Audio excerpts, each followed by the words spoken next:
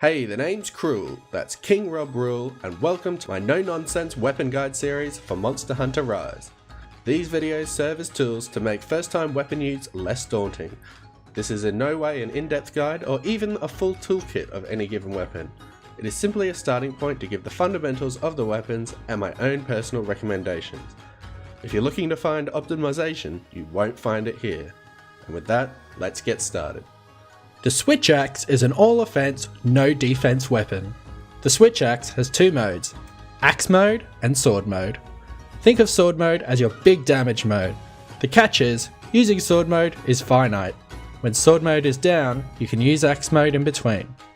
The only switch skill I will recommend changing from default is Forward Overhead Slash, which can be unlocked by completing the 3-star urgent village quest, Feathered Frenzy. Let's get into the Axe mode combos. You can loop a 3-hit Axe mode combo like this. By spamming the A button, you can do this wide swinging axe attack. Just be mindful that it depletes your stamina. By pressing X in the middle of this combo, you'll do a finishing attack and will result in these arrows showing up next to the sword gauge. Remember this, we'll come back to it. Alternatively, you can press ZR during the combo and you'll do this wide range spin attack. To morph into sword mode, press ZR while idle. It's the same going from sword to axe. That combo I showed off before can be used as a morph attack into sword mode by pressing ZR one more time. For sword mode, your X combo will have you sweeping up and down with the sword. The A combo has you swinging left to right and then has a jumping finisher. This is a great DPS combo for an infinite loop. But let's be real, we're all here for this attack, the finishing discharge. To execute this move, press X and A together and then start spamming the X button quickly until you see the explosion.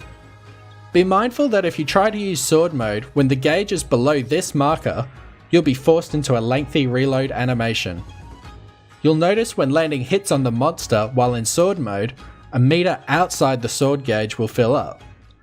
Notice how when the orange arrows are up, the meter fills faster.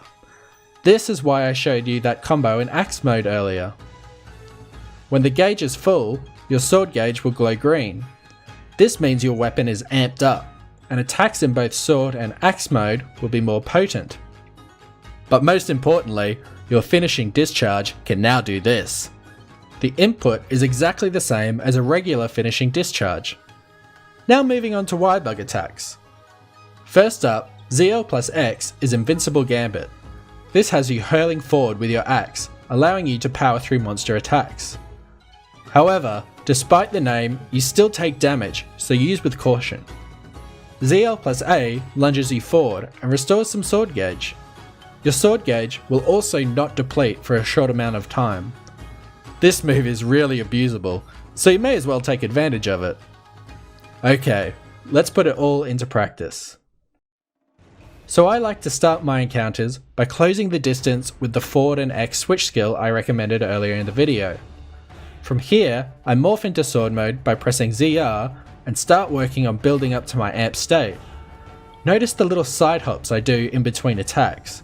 You can do this by pressing B and a directional input to the left or right after an attack.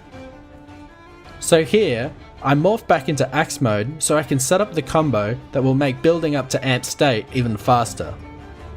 Luckily, my onslaught of attacks knocks Rathian out of her roar, and I'm almost fully amped up.